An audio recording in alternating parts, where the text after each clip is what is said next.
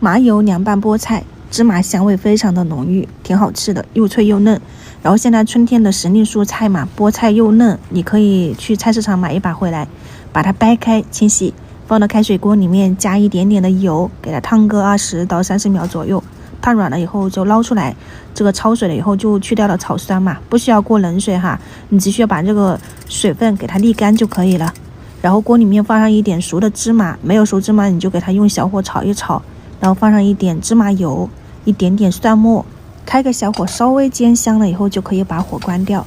然后趁热你淋上一点薄盐生抽，再来上一点点陈醋，我是放了枸杞给它点缀的，你也可以放一点辣椒圈在里面，看自己喜欢啊。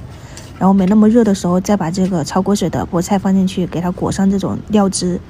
我们的这个麻油凉拌菠菜可以试一下，很好吃，今天都光盘了。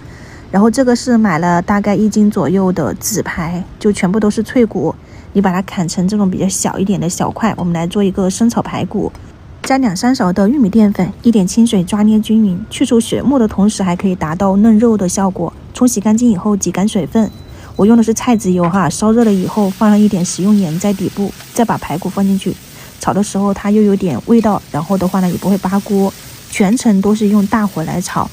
这个开始把那个水汽炒干了以后，可能需要大概5-6分钟，像这样子。然后你提前切上一点大蒜粒，然后一点姜粒，给它先放进去哈，给它煸炒出香味，去掉一些腥味。上颜色我是用的湖南这边的一个龙牌酱油，如果你家里没有，就直接用老抽跟生抽混合在一起，把这个酱香味炒出来，排骨也都上颜色了。然后大火啊，全程大火，淋2圈左右的啤酒，不用特别多，刚好没过这个排骨，你就开大火，不用盖盖子，就这样子去快火焖个也是7-8分钟，焖到汤汁快收干的时候，你加上一点这种辣椒碎，一点味精，然后大蒜叶子，给它翻炒均匀就可以了。想不想吃？想吃自己去炒一下啊，这个真的很好吃。它可能会有人觉得这个排骨这么一会儿就熟了嘛，熟了，它是那种又嫩又脆的，不是那种软烂的。然后再来做一个速成汤，就是榨菜，你把放到开水锅里面